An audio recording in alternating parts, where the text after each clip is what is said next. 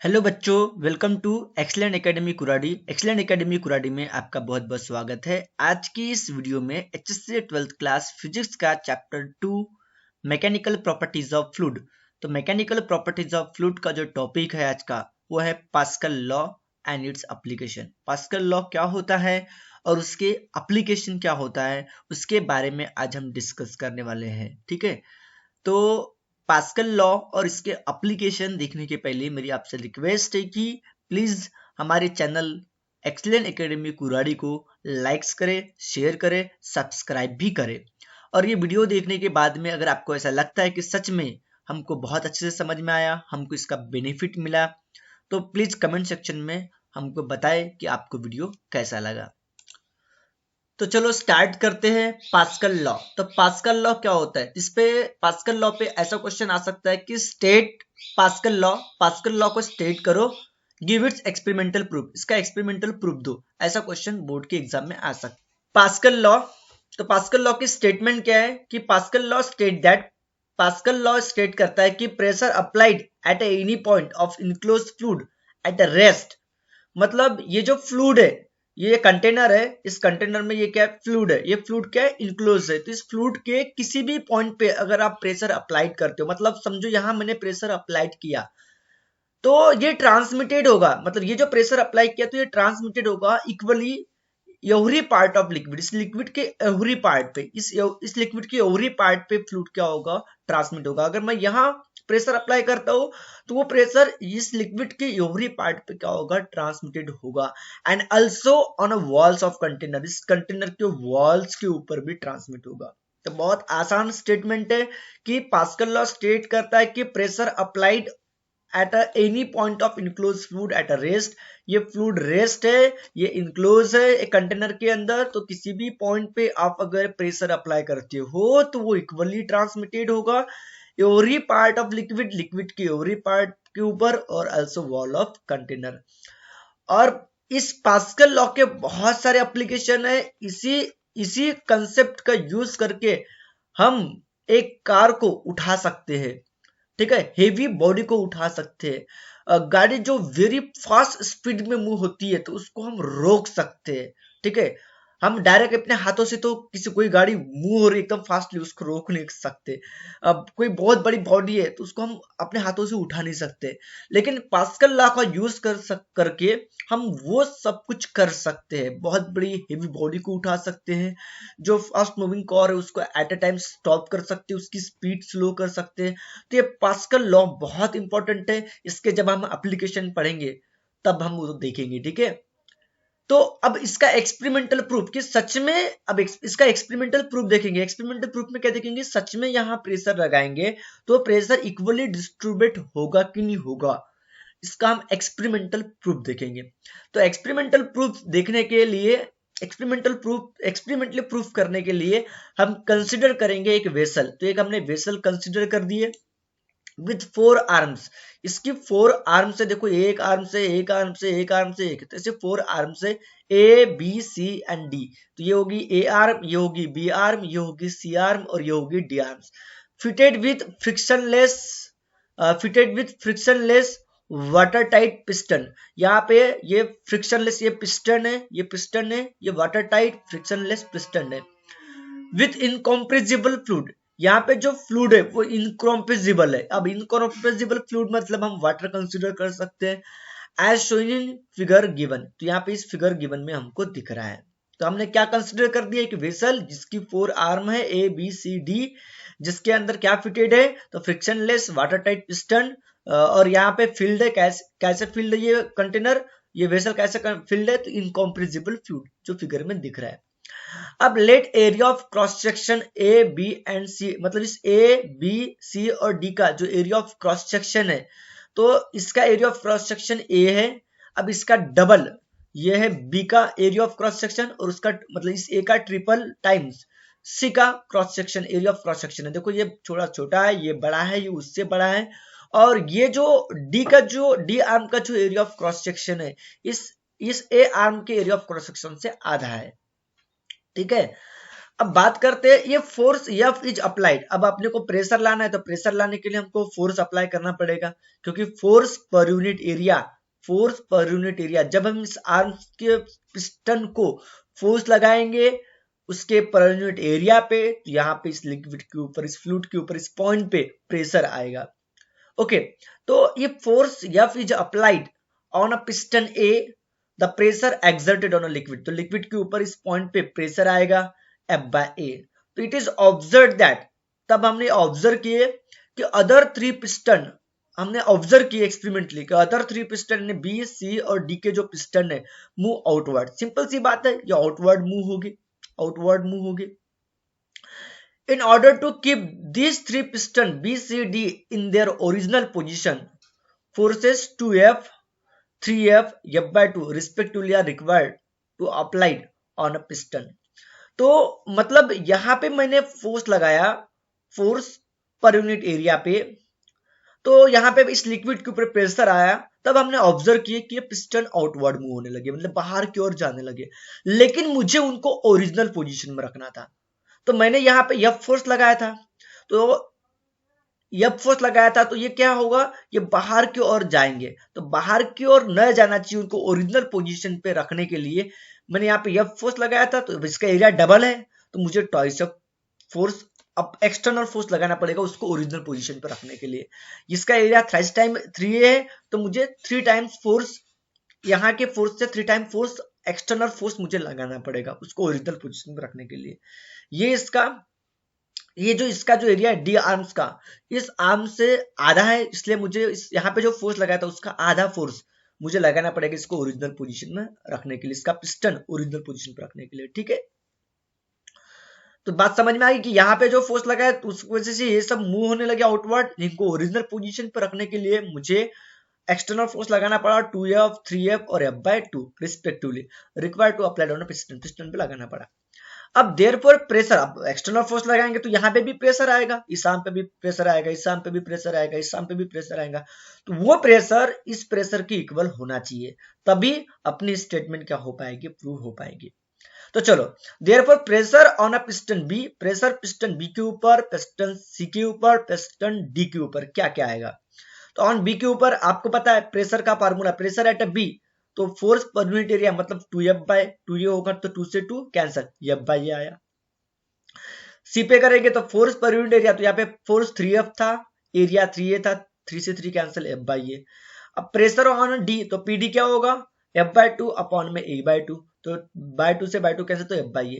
तो हमको ऑब्जर्व हुआ दैट इज PA, PA पे प्रेशर क्या था, F/S था, तो PA pressure at B, pressure at C, pressure at D, ये सबके सब कैसे इक्वल है, मतलब प्रेशर एट ए, सॉरी यहाँ पे प्रेशर एट ए नहीं आना चाहिए, प्रेशर एट बी आना चाहिए। तो pressure at B, pressure at c और प्रेशर एट डी, ये सबके सब इक्वल है, और किसकी इक्वल है, इस P इक्वल टू F/A की इक्वल है। तो ये P किस पे लगा था, तो A पे लगा था, तो ये इंडिकेट कर रहा है कि pressure applied on a piston, ये प्रेशर जो पिस्टन A पे अप्लाइड किया था P, ये ट्रांसमिटेड हुआ equally all part of fluid, इस फ्लूइड के ऑल पार्ट पे क्या हुआ, इक्वली ट्रांसमिट हुआ, and the walls of vessel, vessel के वॉल्स के ऊपर। तो दिस एक्सपेरिमेंट प्रूव, पास कर लो, यही एक्सपेरिमेंट क्या प्रूव कर रहा है, पास कर लो, कि प्रेशर अगर किसी एक पॉइंट पे आप अप्लाई करते हो तो वो इक्वली लिक्विड के हर पार्ट पे क्या होता है, ट्रांसमिट होता है, साथ साथ में वॉल्स ऑफ वेसल पे भी ट्रांसमिट होता है। तो प्रूफ करने के लिए कुछ ज्यादा हमने कुछ एक्स्ट्रा का दिमाग नहीं लगाया, बस एक्सपेरिमेंटल प्रूफ में क्या किए, तो हमने एक वेसल ले लिए जिसमें 4 आर्म्स थी ABCD, एक आर्म के पिस्टन के ऊपर हमने फोर्स लगाए तो उससे प्रेशर आया F/A, तो इससे ये सभी आर्म मूव होने, मतलब ये पिस्टन आउटवर्ड मूव होने लगे, उनको ओरिजिनल पोजीशन पे रखने के लिए हमने एक्सटर्नल फोर्स लगाए 2F, 3F, F/2। अब ये 2F क्यों लगाए, क्योंकि इसका एरिया डबल है, इसमें 3F इसलिए लगाए क्योंकि इसका एरिया ट्रिपल है। ठीक है, तो इनको प्रेशर लगाने, अब फोर्स लगाए तो प्रेशर आएगा, तो pressure at B, pressure at C, pressure at D, वो भी F/H आया, F/A आने जहां जो ये आर्म पे हमने प्रेशर लगाए थे उस प्रेशर की इक्वल आया। इसका मतलब ये हुआ कि प्रेशर इक्वली क्या हुआ, ट्रांसमिटेड हुआ। ओके, तो ये शॉर्ट में मैंने थोड़ा सा ओवरव्यू मार दिया। अब इसके बाद में इसके एप्लीकेशन देखेंगे कि किस तरह से हम हेवी बॉडी को लिफ्ट कर सकते हैं, किस तरह से हम गाड़ी को ब्रेक्स लगा सकते हैं, तो ये अब अपने एप्लीकेशन की बात करेंगे। तो एप्लीकेशन के ऊपर ऐसा क्वेश्चन बोर्ड के एग्जाम में पूछ सकता है कि state and explain application of Pascal's law. तो पास्कल्स लॉ के एप्लीकेशन को स्टेट करो और उसको एक्सप्लेन करो, ऐसा क्वेश्चन एग्जाम में पूछ सकता है। तो इसका पहला एप्लीकेशन है हाइड्रोलिक लिफ्ट। हाइड्रोलिक लिफ्ट मतलब हाइड्रोलिक लिफ्ट से क्या कर सकते हैं कि hydraulic lift is used to lift heavy load. Heavy load को हम उठा सकते हैं यूजिंग स्मॉल फोर्स। एक छोटा सा फोर्स लगाएंगे, स्मॉल फोर्स लगाएंगे और उससे हेवी लोड हम क्या कर सकते हैं, लिफ्ट कर सकते हैं। और इसका जो वर्किंग है, इस मशीन का वर्किंग है based on pascal law. Pascal law के ऊपर बेस्ड ऑन है। तो हाइड्रोलिक लिफ्ट क्या होता है, तो हाइड्रोलिक लिफ्ट का यूज कहाँ होता है, तो हेवी लोड को लिफ्ट करने के लिए यूजिंग स्मॉल फोर्स। एक स्मॉल फोर्स लगा के, ठीक है, अपने हाथों से स्मॉल फोर्स लगा देंगे और हेवी लोड को हम उठा सकते हैं। तो इस हाइड्रोलिक लिफ्ट का जो मशीन का जो वर्क है वो किसके ऊपर बेस्ड ऑन है, तो पास्कल्स लॉ के ऊपर बेस्ड ऑन है। तो चलो इसका देखते हैं किस तरह से इसमें एप्लीकेशन इसका यूज होता है हाइड्रोलिक लिफ्ट में। तो एज शोन इन फिगर में दिख रही है आप लोगों को कि एक टैंक है, टैंक ये दिख रही है, टैंक कंटेनिंग फ्लूइड। इस टैंक के अंदर एक फ्लूइड है फिटेड विथ, मतलब अपने पास दो टैंक है, एक टैंक है, दोनों फिटेड है टू पिस्टन से, S1 और S2, दो पिस्टन से फिटेड है। तो S1 has a smaller area of cross section. जो ये जो S1 का जो S1 जिस टैंक में S1 पिस्टन फिट है उसका area of cross section A1 है और छोटा है थोड़ा सा, ठीक है। और S2 जो पिस्टन वाली टैंक है उसका जो एरिया ऑफ क्रॉस सेक्शन है थोड़ा सा लार्जर है, वो है A2। तो इसका area of cross section A2 है और इसका area of cross section A1 है। और A2 is very very greater than A1। A2 जो है A1 से वेरी वेरी क्या है, ग्रेटर है। तो चलो बात करते हैं आगे की कि if we apply force F1, अगर मैं इसके ऊपर S1 पिस्टन के ऊपर अगर F1 फोर्स अप्लाई करता हूं इन डाउनवर्ड डायरेक्शन, तो इट विल जनरेट प्रेशर। तो ये बात है कि हम फोर्स जब अप्लाई करेंगे तो प्रेशर जनरेट होगा।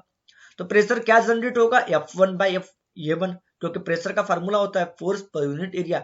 तो जब भी हम फोर्स लगाते हैं तो प्रेशर तो क्रिएट होगा। फिर अकॉर्डिंग टू पास्कल लॉ, अब पास्कल लॉ के हिसाब से क्या होगा कि ये जो इंक्रीज इन प्रेशर है वो ट्रांसमिटेड होगा ओवरी पार्ट ऑफ लिक्विड। तो लिक्विड की ओवरी पार्ट मतलब अब लिक्विड कहां पे, तो यही लिक्विड इधर भी है, तो लिक्विड की ओवरी पार्ट पे ट्रांसमिटेड होगा। ओके, तो including piston S1 S2 piston पे भी वही प्रेशर लगेगा।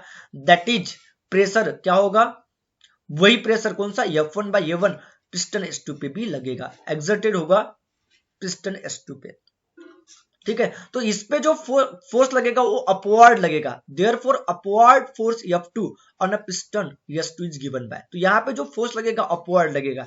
हमने यहाँ पे फोर्स डाउनवर्ड लगाए थे, इस डाउनवर्ड फोर्स से प्रेशर आया, फिर अकॉर्डिंग टू पास्कल लॉ के हिसाब से वो प्रेशर लिक्विड की ओवरी पार्ट पे जाएगा इंक्लूडिंग पिस्टन S2। अब पिस्टन S2 पे फोर्स लगेगा क्योंकि यही प्रेशर यहां आया, तो प्रेशर की वजह से, फोर्स की वजह से प्रेशर आता है, तो प्रेशर की वजह से क्या आएगा, फोर्स आएगा, है कि नहीं। तो यहाँ पे P2 जो प्रेशर है वो P1 के बराबर है, मतलब पीच रहेगा। ओके, तो F2 जो फोर्स रहेगा वो अपवर्ड रहेगा, अपवर्ड ऊपर की ओर लगेगा। तो F2 equal to pressure into area, इसका एरिया, तो इसमें एरिया A2 है। अब प्रेशर कितना लगेगा, तो जो प्रेशर यहाँ पे आया था वही प्रेशर यहाँ लगेगा। तो यहाँ पे प्रेशर क्या आया था, तो F1 बाय A1 आया था, तो यहाँ पे भी F1 बाय A1 और इंटू A2। तो इस फार्मूले से क्लियर हो रहा है, क्योंकि आपको पता है सिंस A2 A1 से बहुत बहुत बहुत बड़ा है, since A2 is very very greater than A1, इसलिए F2 भी F1 से वेरी वेरी ग्रेटर रहेगा। मतलब F2 जो रहेगा ना, इस F1 से वेरी वेरी ग्रेटर रहेगा। Therefore a heavy load can be placed on S2। इस S2 पिस्टन के ऊपर अगर हम हेवी लोड प्लेस करते हैं, कैन बी लिफ्टेड अप, यहां से इसको हम लिफ्ट कर सकते हैं ऊपर की ओर बाय अप्लाइंग स्मॉल फोर्स। यहां अगर मैं स्मॉल फोर्स लगा रहा हूं F1 और S1, तो S1 के ऊपर अगर स्मॉल फोर्स लगाऊंगा तो यहाँ पे जो फोर्स आएगा वो बहुत बड़ा होगा और उससे हम हेवी लोड क्या कर सकते हैं, लिफ्ट कर सकते हैं। तो this is the principle of hydraulic lift. यही हाइड्रोलिक लिफ्ट का क्या है प्रिंसिपल, कि भैया S1 पे स्मॉल फोर्स लगाओ, इस पिस्टन के ऊपर ज्यादा फोर्स आएगा और यहाँ पे जो हेवी लोड रहेगा वो उठ जाएगा, लिफ्ट हो जाएगा।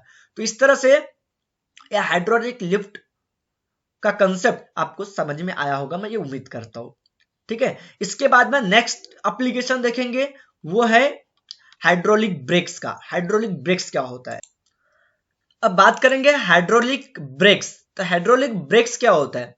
तो हाइड्रोलिक ब्रेक्स आर, ऐसे तो ब्रेक्स बहुत टाइप के होते हैं, लेकिन हाइड्रोलिक ब्रेक्स जनरली कार में यूज होती है, ठीक है, व्हीकल।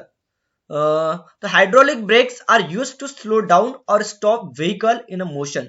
जो व्हीकल बोले तो कार या कोई भी अदर व्हीकल जो मोशन में रहता है तो उसको स्लो डाउन, उसको थोड़ी सी उसकी स्पीड स्लो डाउन करना या उसको कंप्लीटली स्टॉप करने के लिए यूज होता है। It is based on a some principle as that of hydraulic lift. तो जो प्रिंसिपल हाइड्रोलिक लिफ्ट में यूज हुआ था, मतलब पास्कल लॉ, ठीक है, उसी का यहाँ पे हम यूज करेंगे, ठीक है। तो फॉलोइंग फिगर्स जो schematic diagram of hydraulic brake system. तो ये जो नीचे में जो स्कीमेटिक आपको हाइड्रोलिक ब्रेक सिस्टम का जो स्कीमेटिक दिख रहा है, ये एक्चुअली कार का हाइड्रोलिक ब्रेक सिस्टम है, ठीक है। तो यहाँ पे एक पेडल है, ब्रेक पेडल, और ये आगे के जो व्हील है फ्रंट व्हील है, ये फ्रंट व्हील, और ये बैक व्हील मतलब पीछे वाले व्हील है, ठीक है, दो, ये आगे वाले व्हील है, और ये अपना ब्रेक पेडल है। तो बाय प्रेसिंग ब्रेक पेडल, अगर हम ब्रेक पेडल को प्रेस करते हैं, ठीक है, the piston of master cylinder, यहाँ पे एक मास्टर सिलेंडर है और ये होंगे स्लेव सिलेंडर। ये जो व्हील होंगे, व्हील का जो ड्रम होगा, उस ड्रम को ये जो सिलेंडर लगे तो स्लेव सिलेंडर, इसको हम स्लेव सिलेंडर बोलेंगे, ये भी स्लेव सिलेंडर, ये भी स्लेव सिलेंडर, और ये अपना मास्टर सिलेंडर, ठीक है। तो master cylinder is pushed in forward direction. जैसे हम ब्रेक पेडल को प्रेस करेंगे तो master cylinder pushed in forward direction में क्या होगा, पुश होगा।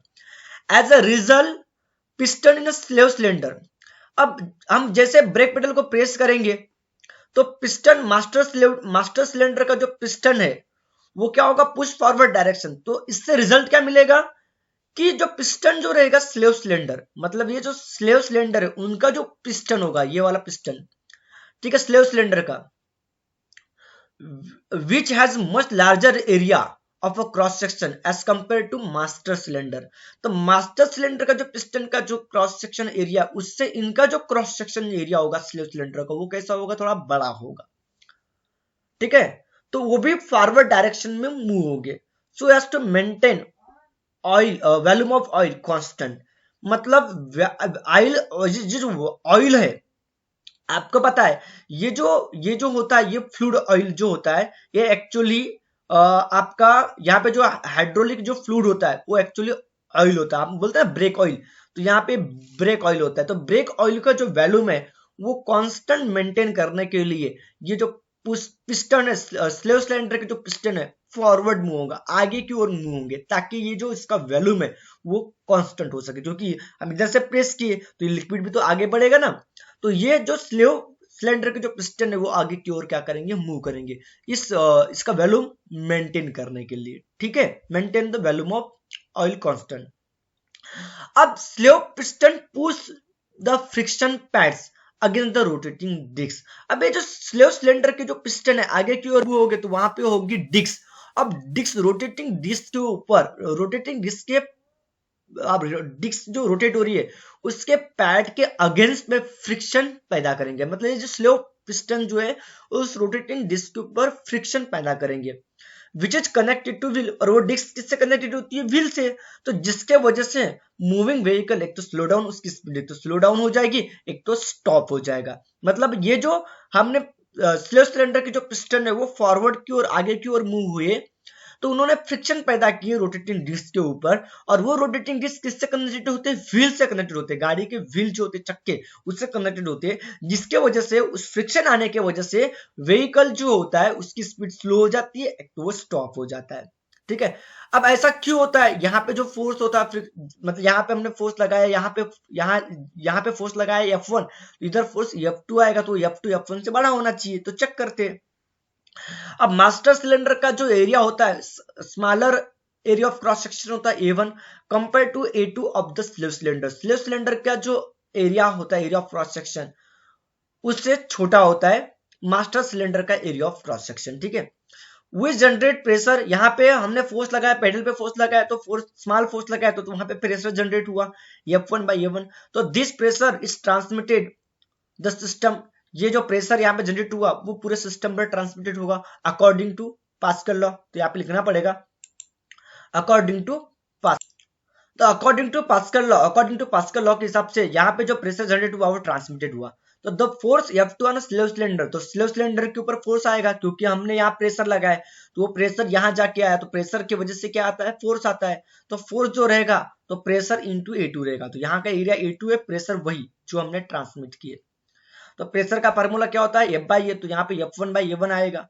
तो इससे क्या क्लियर हो रहा है कि this is similar to principle in hydraulic lift. तो ये बिल्कुल किस तरह है, तो हाइड्रोलिक लिफ्ट में जो प्रिंसिपल था उसी प्रिंसिपल की तरह है।